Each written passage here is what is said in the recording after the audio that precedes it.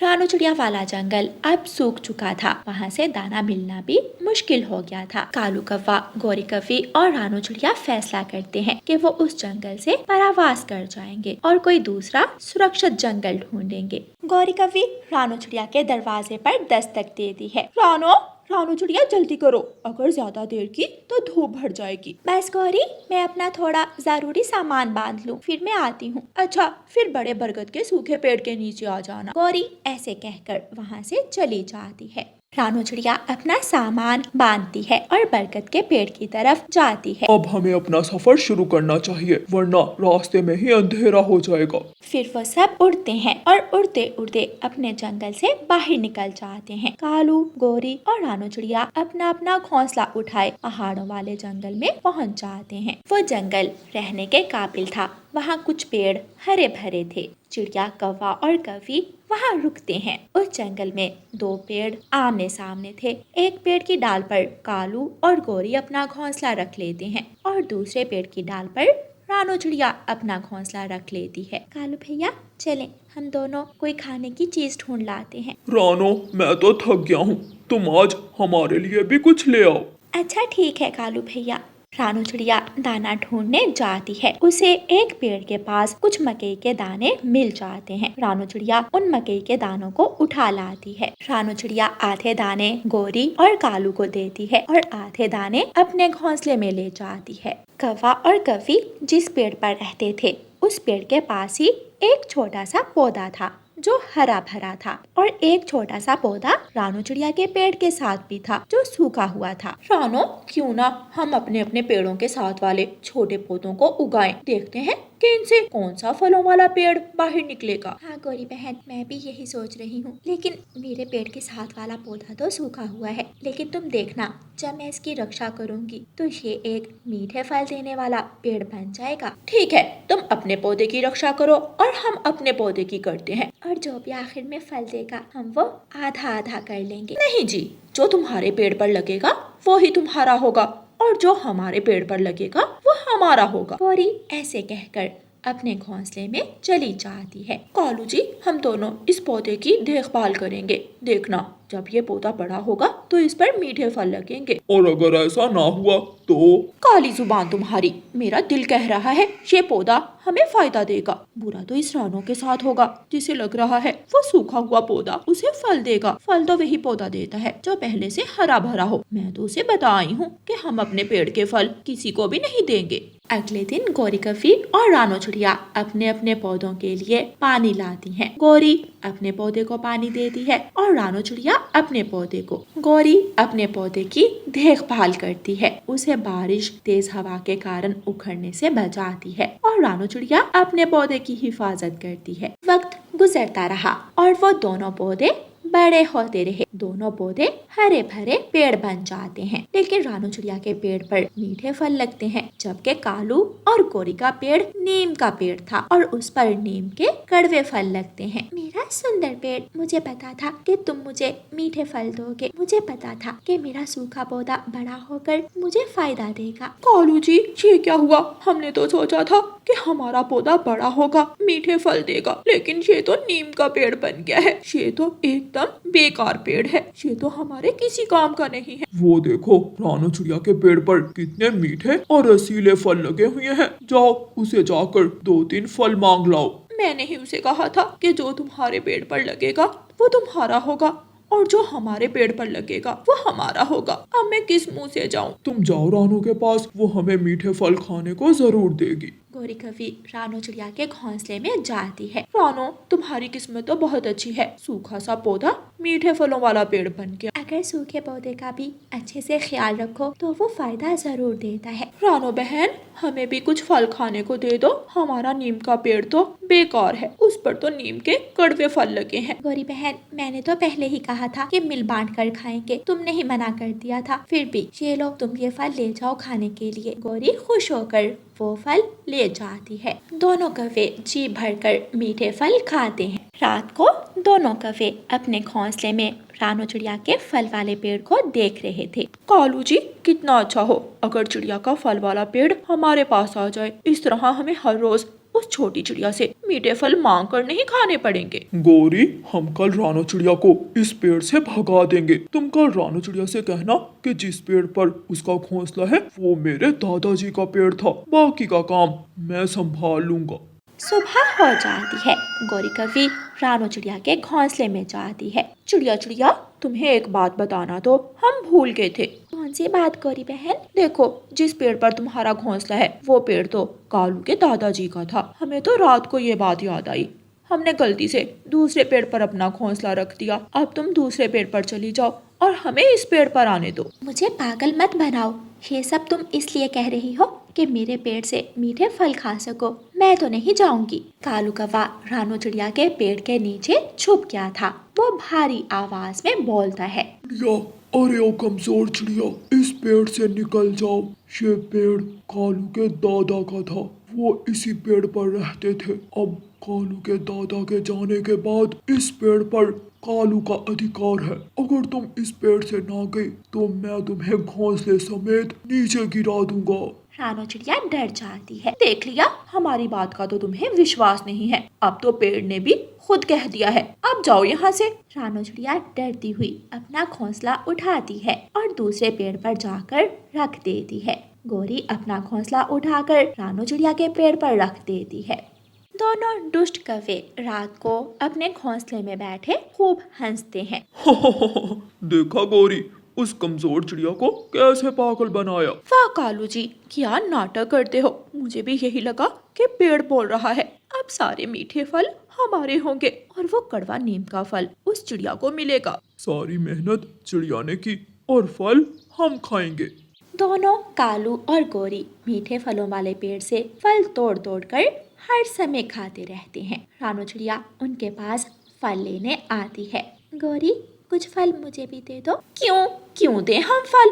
ये फल वाला पेड़ हमारा है। तुम जाओ अपने नीम के पेड़ से फल तोड़ कर खाओ। गौरी, ऐसा ना करो। जब तुम आई थी तब मैंने भी तो फल दिए थे तुम्हें। तब की बात और थी, अब ये हमारा पेड़ है। तुम जाओ उस नीम के पेड़ के पास। कालू और गौरी रानो चिड़िया को भगा देते हैं। रानो चिड़िया हर रोज अपने लिए दाना ढूंढती, जबकि कालू और गौरी हर रोज मीठे मीठे फल खाते। ज्यादा फल खाने के कारण दोनों कौवा और कौवी बीमार हो जाते हैं। कालू, मेरा पेट बहुत दर्द कर रहा है। गौरी, मेरी भी तबीयत कुछ ठीक नहीं लग रही, अब क्या करें। जल्दी चलो, इस जंगल में बुलबुल डॉक्टर है, उसके पास जाते हैं। दोनों कौवे बहुत मुश्किल से उड़ते हैं। तबीयत खराब होने की वजह से उनसे उड़ा भी नहीं जा रहा था। वो बहुत मुश्किल से बुलबुल डॉक्टर के पास जाते हैं। बुलबुल डॉक्टर कौवों का चेकअप करती है। तुम दोनों ने लगता है जरूरत से ज्यादा ही मीठे फल खा लिए हैं। अब तुम दोनों को ठीक होने के लिए एक काम करना पड़ेगा। बताओ बुलबुल डॉक्टर, हम सब करेंगे। तुम दोनों को एक कड़वा फल खाना पड़ेगा। कौन सा कड़वा फल? नीम का फल। उसी फल को खाने से तुम ठीक होगे, वरना ऐसे ही दर्द सहते सहते मर जाओगे। नीम का फल? वो तो रानो चिड़िया के पास है। चलो कालू जी, चलकर नीम का फल खाते हैं। दोनों कौवे रानो चिड़िया के पास जाते हैं। रानो मेरी बहन, हमें एक नीम का फल दे दो। क्यों जी, मैं क्यों दूं तुम्हें अपना फल? नहीं दूंगी। तुमने मुझे अपने मीठे फल दिए थे। रानो, हमें नीम का फल खाने दो, वरना हम मर जाएंगे। तुम जाओ अपने दादा वाले पेड़ के पास, वो ही तुम्हें बचाएगा। वो तो हमने मजाक किया था, वो मेरे दादा का पेड़ नहीं है। हमने मीठे फल खाने के लिए ये सब किया, हमें माफ कर दो। हमें माफ कर दो रानो चिड़िया। फिर रानो चिड़िया को दोनों कौवों पर दया आ जाती है और वो दोनों को नीम का फल खाने को दे देती है। कालू कौवा और गौरी कौवी वो नीम का फल खाकर ठीक हो जाते हैं। प्यारे दोस्तों, कोई भी पेड़ अच्छा या बुरा नहीं होता। हर पेड़ की एक अपनी अहमियत होती है। अब चाहे वो मीठे फल देता हो या फिर नीम का फल देता हो, हर पेड़ को पानी दे, उसकी रखवाली करें, पेड़ों को गैर जरूरी मत काटें और पौधे लगाएं और प्रकृति को खूबसूरत बनाएं। और प्यारे दोस्तों, इस कहानी को लाइक, अपने दोस्तों के साथ शेयर और चैनल को सब्सक्राइब करना बिल्कुल मत भूलना। आपका धन्यवाद। प्यारे दोस्तों, इस कहानी के पिछले भाग में आपने देखा कि कैसे कालू कौवा और गौरी कौवी मांस के पैसे बचाने के लिए सब पक्षियों को मेंढक का सूप पिलाना शुरू करते हैं। अब देखिए आगे कालू कौवा और गौरी कौवी फिर से घर जाकर मुनाफा गिनते हैं। इस बार उन्हें 700 रुपए का मुनाफा होता है। कालू, आज तो मजा ही आ गया। चिकन वाले पैसे भी बच गए और हमने कमाई भी ज्यादा की। गौरी, अगर ऐसे ही बिजनेस चलता रहा तो हम तो दिनों में ही अमीर बन जाएंगे। अगले दिन कालू कौवा फिर से जाता है और तालाब में से मेंढक पकड़कर ले आता है और गौरी कौवी सूप बनाना शुरू करती है और सूप बनाकर अपनी दुकान पर ले जाती है। सूप लो, गरम गरम स्वादिष्ट सूप लो। मम्मा, आपको पता है कि गौरी आंटी और कालू अंकल ने जंगल में अपनी सूप की दुकान खोली है। हाँ बेटी, कल कबूतर ने बताया था कि उनका सूप बहुत मजेदार है। चलो आज हम भी सूप पीने जाते हैं। रानो चिड़िया अपनी बेटी गुड़िया को लेकर सूप पीने जाती है। कालू कौवा सूप का प्याला भरकर रानो चिड़िया और गुड़िया के सामने रखता है। वो दोनों मजे मजे से सारा सूप पी जाती हैं। रानो चिड़िया, सूप कैसा बना है? गौरी, सूप तो कमाल का था। मैंने ऐसा सूप कभी नहीं पिया। तुम दोनों जितनी मेहनत कर रहे हो, तुम दोनों को बहुत जल्दी तरक्की मिलेगी। गौरी कालू कौवे की तरफ मुंह करती है और उसे आंख मारती है। कालू भी गौरी की बात समझ जाता है। घर जाकर फिर से दोनों मुनाफा गिनते हैं। लो गौरी, हमारे दिन बस फिरने वाले हैं। आज पूरे 1000 रुपए का मुनाफा हुआ है। इतना पैसा तो पक्षियों को कमाने में साल लग जाते हैं, जितना हमने 2 दिनों में कमा लिया है। मजे की बात यह है कि उस कमजोर चिड़िया को भी पता नहीं लगा कि ये चिकन सूप नहीं, मेंढक सूप है। फिर दोनों खूब हंसते हैं। अगले दिन जब गौरी कौवी सूप बना लेती है तो वो बाहर चली जाती है। पास ही एक मेंढक खुदक कर सूप में गिर जाता है। कालू और गौरी दोनों सूप का पतीला उठाकर दुकान पर ले जाते हैं। उनकी दुकान पर तोता आता है। कालू भाई, जल्दी से सूप का प्याला दे दो। अभी लाया तोते। गौरी सूप से प्याला भरती है और वो जिंदा मेंढक भी उसी सूप के अंदर आ जाता है। कालू सूप का प्याला ले जाकर तोते को दे देता है। तोता सूप पीने लगता है। अचानक सूप से वो जिंदा मेंढक निकलता है और फुदक कर तोते के सर पर चढ़ जाता है। तोता चिल्लाता है, मेंढक, मेंढक, कालू के सूप में मेंढक। मोटी चोंच वाले, क्यों चिल्ला रहे हो? अभी अभी तुम्हारे सूप से मेंढक निकला है। हमारे सूप में तो मेंढक नहीं है, जरूर जमीन से आया होगा। नहीं नहीं, मैंने खुद देखा है, सूप में मेंढक था। कालू कौवे को तोते पर बहुत गुस्सा आता है और वो तोते को मारने लगता है। तोता वहाँ से भाग जाता है।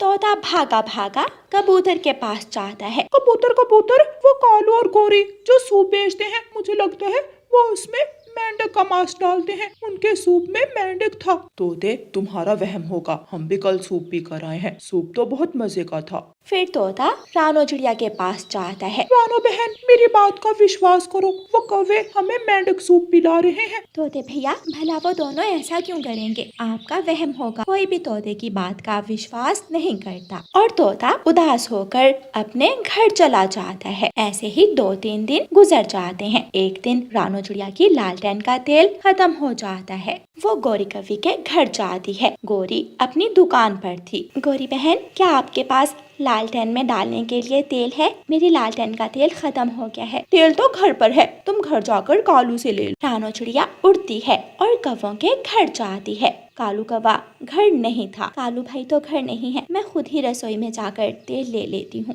रानो चिड़िया कौवों की रसोई में जाती है। उसे रसोई में मेंढकों की आवाज सुनाई देती है और पास ही एक बाल्टी दिखाई देती है जिस पर एक कपड़ा दिया हुआ था। रानो चिड़िया जैसे ही वो कपड़ा उठाती है, उसे वहाँ बड़े बड़े मेंढक फुदकते हुए दिखाई देते हैं। इतने मेंढक कौवों के घर में क्या कर रहे हैं? तभी रानो चिड़िया को तोते की वो मेंढक के सूप वाली बात याद आती है। रानो चिड़िया जल्दी से तोते के पास जाती है। तोते भैया, आप ठीक कह रहे थे, वो दुष्ट कौवे तो हमें मेंढक का सूप पिला रहे हैं। देखा, और मेरी बात का किसी ने विश्वास ही नहीं किया। चलो जाकर सब पक्षियों को बताते हैं। जब वो सब अपनी आँखों से खुद देखेंगे तो विश्वास करेंगे। फिर रानो चिड़िया और तोता सब पक्षियों को बता देते हैं। कबूतर भाई, मैं सच कह रही हूँ, कल सुबह सुबह हम देखेंगे वो दोनों कहाँ जाते हैं। हम उनका पीछा करेंगे, फिर आप खुद विश्वास करेंगे कि वो हमें मेंढक सूप पिलाते हैं। अगले दिन कालू कौवा फिर से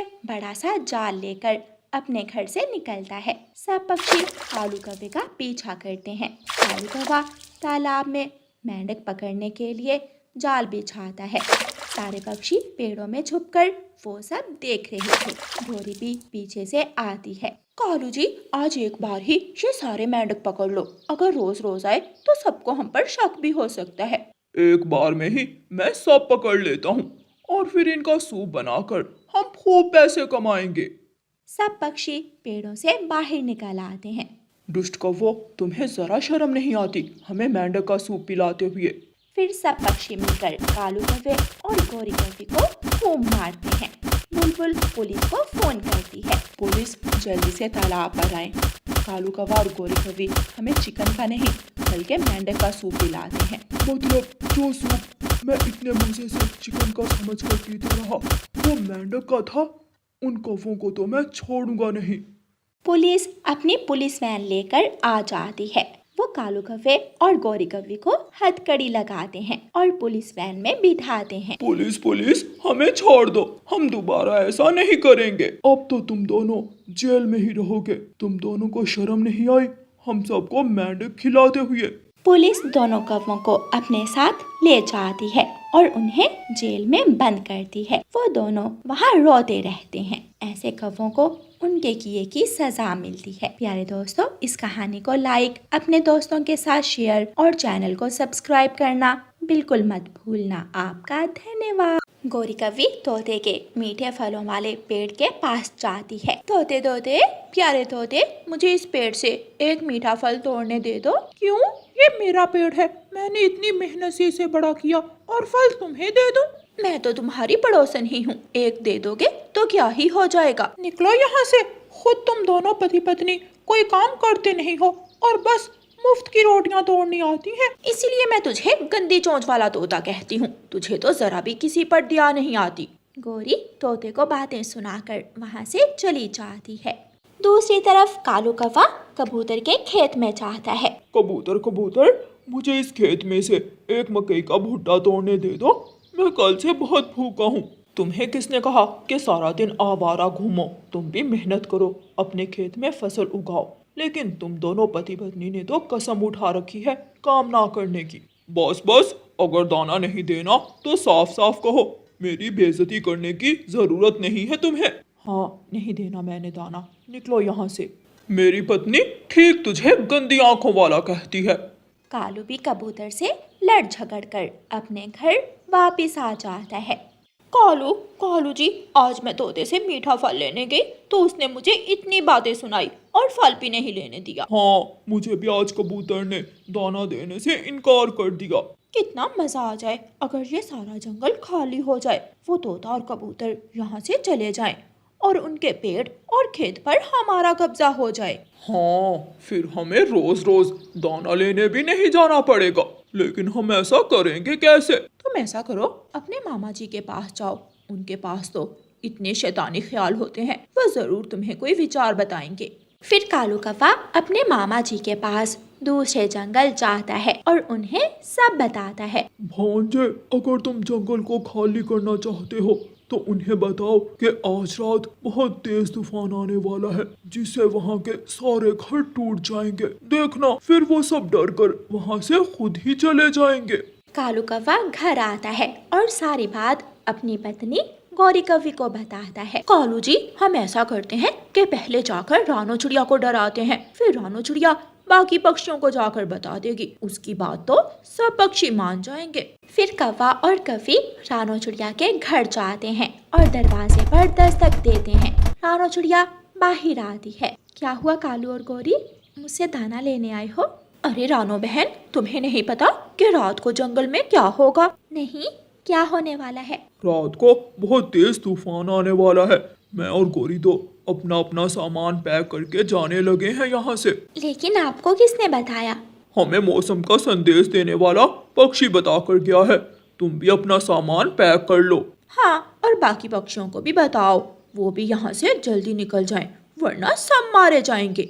रानो चिड़िया जल्दी से तोते के घर जाती है। तोते भैया, जल्दी से अपना सामान पैक कर लें, रात को जंगल में बहुत तेज तूफान आने वाला है। रानो चिड़िया, अभी अभी तो मेरे पेड़ पर मीठे फल लगे हैं, उनको छोड़कर मैं कैसे जा सकता हूँ? तोते भैया, जान ज्यादा कीमती है। जब तूफान खत्म होगा तब हम वापस आ जाएंगे। फिर रानो चिड़िया कबूतर के घर जाती है और कबूतर को सब बताती है। मैंने तो अपना पक्का घर बनाया है, इसमें कुछ नहीं होगा। कबूतर भैया, क्या पता तूफान की शिद्दत ये घर सह ना पाए। अभी इस समय जान बचाना ज्यादा जरूरी। फिर रानो चिड़िया अपने घर चली जाती है और सब पक्षी अपना अपना सामान पैक करना शुरू कर देते हैं और शाम होने से पहले पहले वो जंगल खाली कर देते हैं। कालू कौवा और गोरी कौवी भी बाकी पक्षियों के साथ वो जंगल छोड़ने का नाटक करते हैं, लेकिन जैसे ही बाकी पक्षी दूसरे जंगल की तरफ चले जाते हैं, कालू और गोरी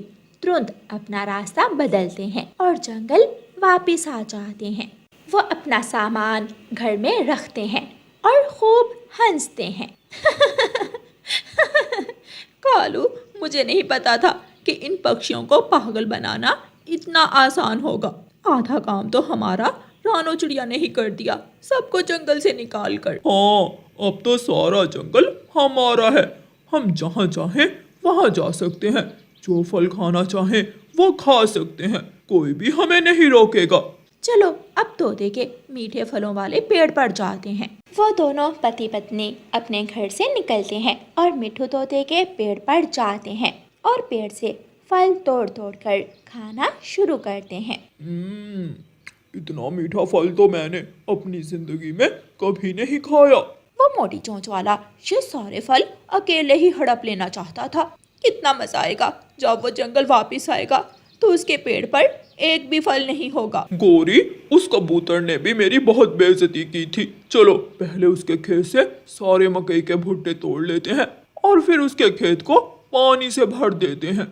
फिर वो दोनों ऐसा ही करते हैं और कबूतर के सारे खेत में पानी भर के मकई के भुट्टे अपने घर ले जाते हैं।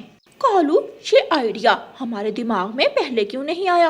हम फजूल में दूसरों से दाना मांगते थे। अब जब भी दाना खत्म होगा हम दोनों ऐसा ही किया करेंगे। वो दोनों पेट भर कर दाना खाते हैं और सो जाते हैं। अचानक रात को बहुत तेज तूफान आ जाता है। तेज हवा और तेज बारिश जंगल में बरसना शुरू हो जाती है। तेज हवा के कारण पक्षियों के घोंसले हिलना शुरू हो जाते हैं।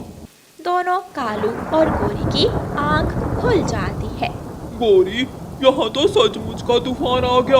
हमारा घर तो जोर जोर से हिल रहा है। कालू जी, बारिश भी बहुत तेज है, हम दौड़कर किसी सुरक्षित जगह पर भी नहीं जा सकते। अचानक हवा और भी तेज हो जाती है। कालू और गोरी झूलते झूलते कभी घर की एक तरफ तो कभी दूसरी तरफ जा रहे थे और फिर उनका घर पेड़ की डाल से उलट जाता है और जोर से जमीन पर आकर गिर जाता है।